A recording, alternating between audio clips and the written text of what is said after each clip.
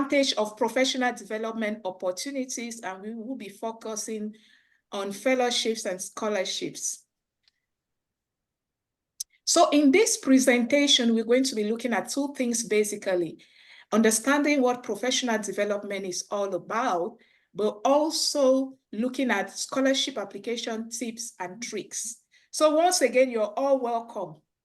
And please, as I go on talking, you may want to share your ideas in the chat or ask questions. I think Melanie is going to open a session for that. So let's get started. What's professional development and why is it important? So professional development in itself entails gaining new skills once you're already in the workforce. And there are various ways of doing that. So what are the options? We could do that through workshops, so both online and offline, such as attending conferences, webinars, just what you are doing right now, so you're right on track. This is some form of professional development. We could also do that by taking part in teacher association activities. So because teacher associations serve as communities of practice, they serve as professional learning networks. And the way to develop professionally within these networks is to actively participate, to share knowledge, cross-learn from others. Another way of attaining professional development, it's via fellowships. So fellowships are good because they do enable cross-cultural learning. When you attend a fellowship, you benefit from the experiences of teachers across the globe, and you build networks that can sustain your practice and enable you to connect your classrooms to classrooms across the world. So it is also a good learning opportunity. And of course, we've got another kind of professional development which deals with scholarships. So scholarships, generally, they have to do with certified programs. They could be masters, they could be PhD, they could be just a bachelor, but they could also just be a certification of any kind. So overall, it improves your qualification. But why indulge in professional development? Remember, you're already in the workforce, you're already working, you're already making ends meet. So why should you bother developing professionally? Because after all, your salary is guaranteed. So many reasons. One of them is that it helps you to stay abreast with teaching methodologies and helps you to develop best practices. Because as you learn new teaching methodologies, technologies, you improve on your teaching practice. And so this is key for your learning, which means that if you do not research, you do not learn new methodologies, then your teaching practice retrogresses. And probably if you stop learning, then you should probably also stop teaching, because teaching learning is a continuous process. Another advantage of taking part in professional development activities is to better your career performance. So it helps you, professional development activities will help you to develop new skills, and these new skills will help you to find some form of job satisfaction. And they could even come as opportunities for advancement. You could be promoted regional inspector, you could be appointed national pedagogic inspector, you could even change your job. So there are varied opportunities. Bettering your career performance, it's one of them. And finally, and which is even very most important, is that it helps improve learners' performance. So once the teacher is learning continuously, the spillover effects are quite visible on the learners. And so because the teacher has networks, has built networks, he can leverage on those networks to tap resources from other teachers and thus improve his teaching or their teaching. And by improving their teaching, they also improve on learners' performances and meet students' ever-changing needs. But today, we are focusing specifically on scholarships and fellowships. And so in the second part of this presentation, we shall be looking at scholarship tips and tricks. How do we create a winning scholarship application? These tips and tricks I'm sharing are written nowhere. They are from my own personal experiences. So I will be talking from my experiences, citing examples from my personal experiences. I did not get them from anywhere. I kind of generated them over the years with various, with my experience applying for scholarships and fellowships. So the top tip I will give is that read the program goals. So do your findings about the program. Read the program goals. Are you sure this is something you want to do? Continuous professional development is not copy and paste. It is not because Ernestine has done this that I must do that. It should meet your passion. And so take time to look at the program goals and objectives. Do they sync with what you want to do? Is it something you can do? Is it something you want to do? If that is something you want to do, then read carefully about the program in between the lines and ensure that your application syncs with the program goals and objectives. I like to talk about this by giving you a little example from my own experience. I remember in 2017, in one of my internet wandering sessions, I'm very good at wandering over the internet, looking for everything and nothing. So in one of my internet wandering sessions, I landed on the Fulbright Tea program. I'd never heard about it.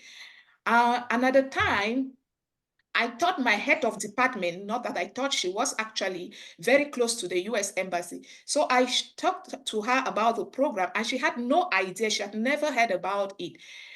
And so I decided to search for the email address of the US Embassy. It's always easy to get those email addresses. They're on their Facebook pages. And I wrote to them. I remember I wrote on the 10th of April.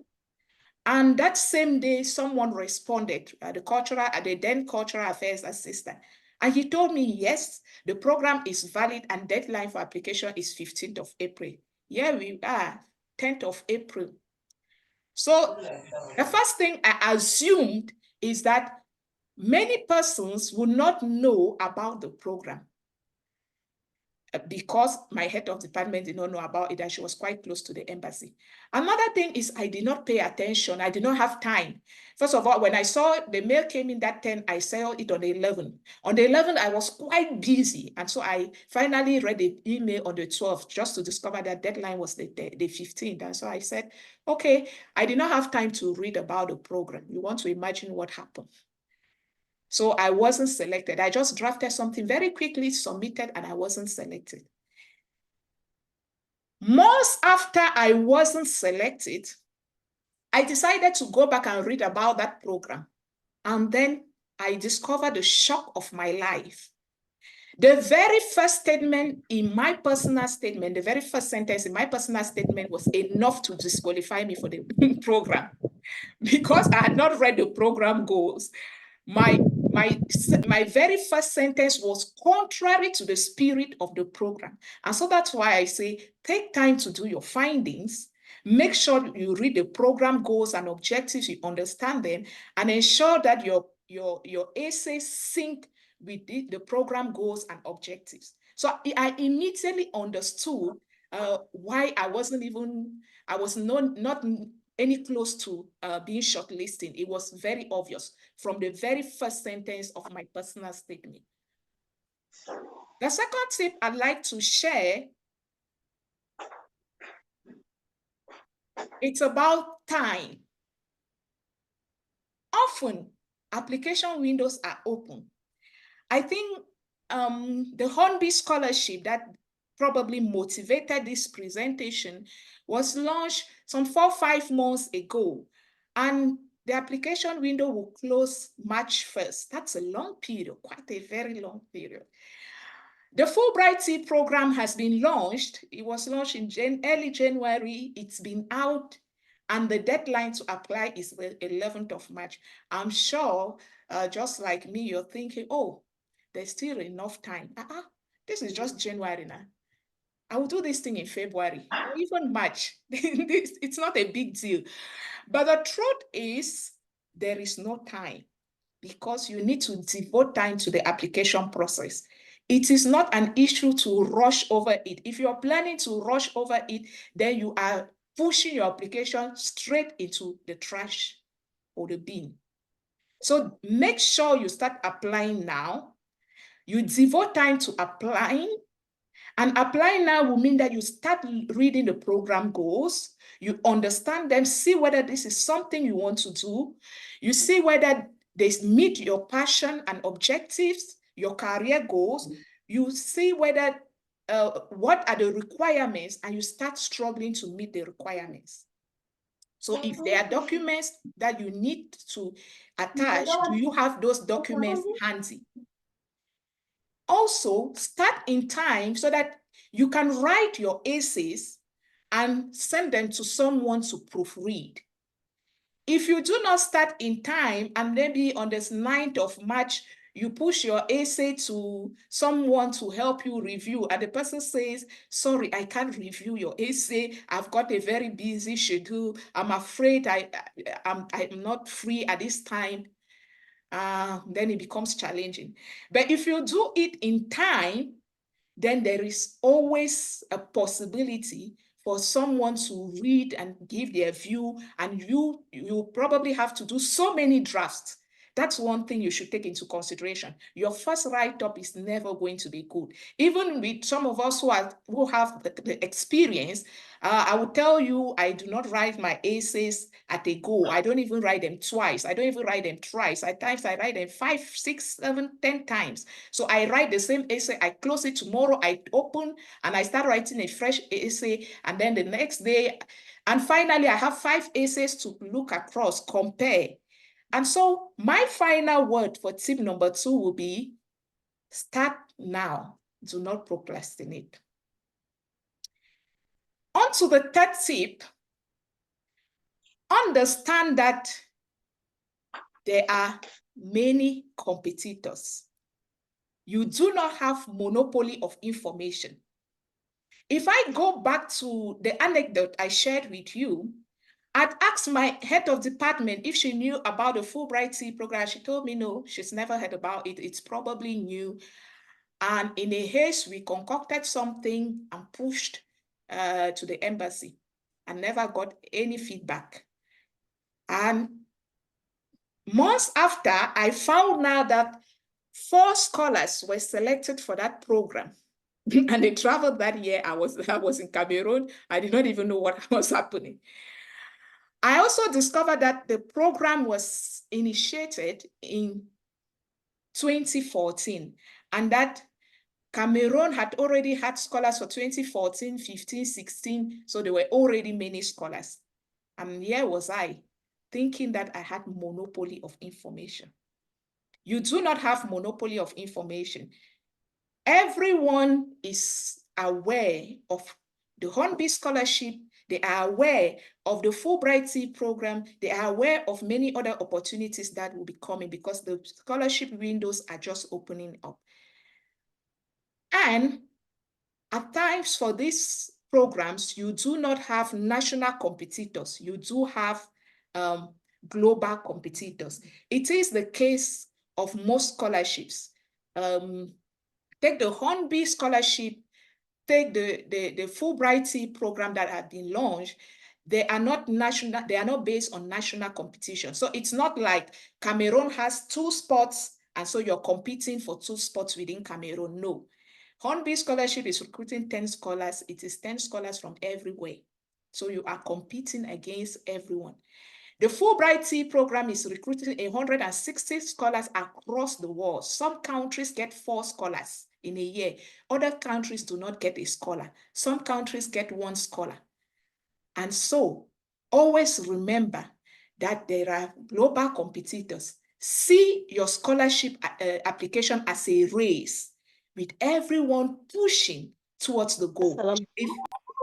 If you see, if you look at the pictures that I put by the tip number 3, then you see everyone struggling, pushing hard, and everyone is aiming to win the prize.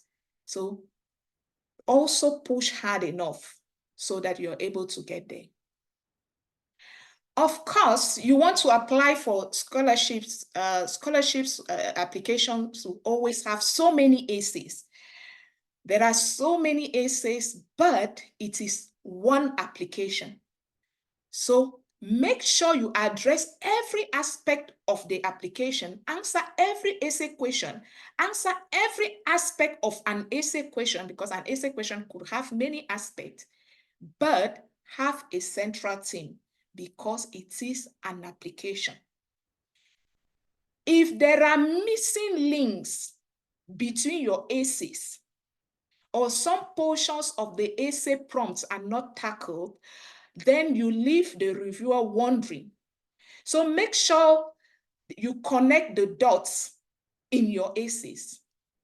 And as you struggle to connect the dots, have a central theme. And on to tip number 5, I would say this is something that seems banal, but it's quite important. Choose your referees wisely. There is an article I wrote about the seniority of your referee doesn't matter.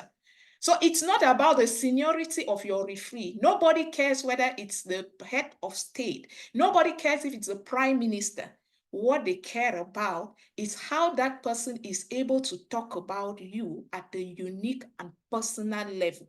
So choose someone who knows you. Don't choose somebody by virtue of their rank. Mr. Director of has no value. The seniority is inconsequential. So choose somebody who knows you at a personal level, who can say something unique about you. If I show you the reference letter my head of department wrote for me, anyway, at that time, I knew it was a bad reference letter. At least I knew that one. But since we're all in a rush, assuming that no one knew about the scholarship, I just let it go.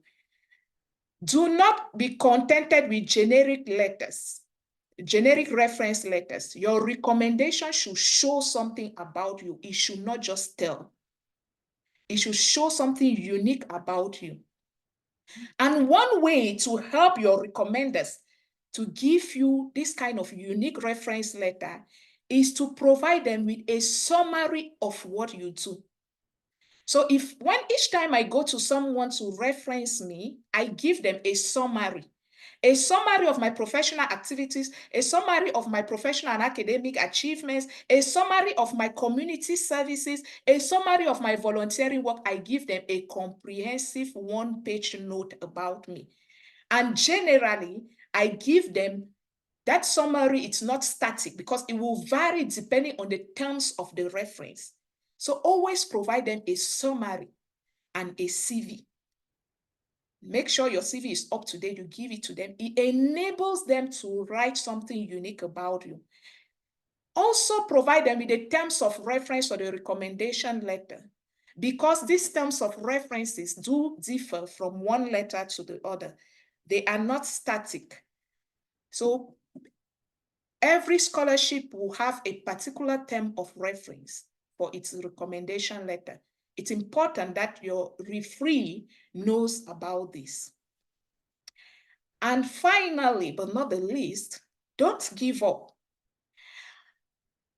Yeah, I know it's challenging, but don't give up. It's an important tip.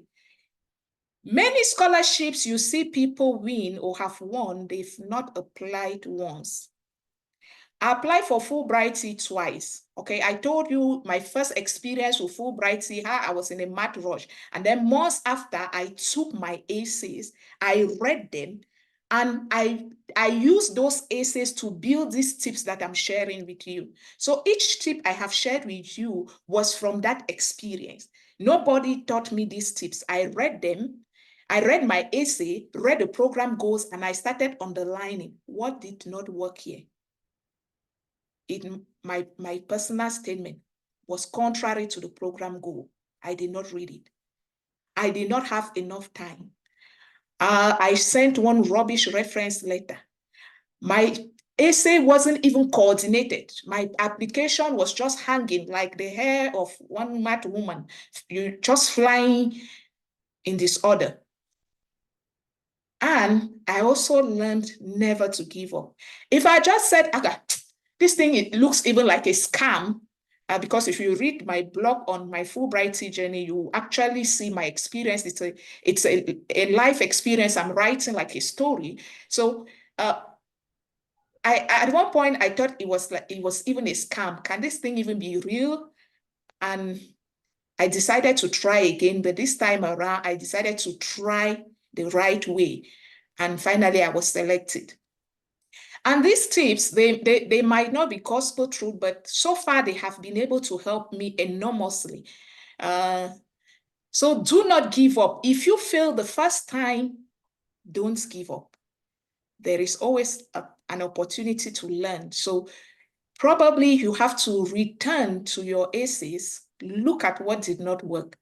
Look in between the lines, you will see what did not work. Remember, the road to success is made up of obstacles.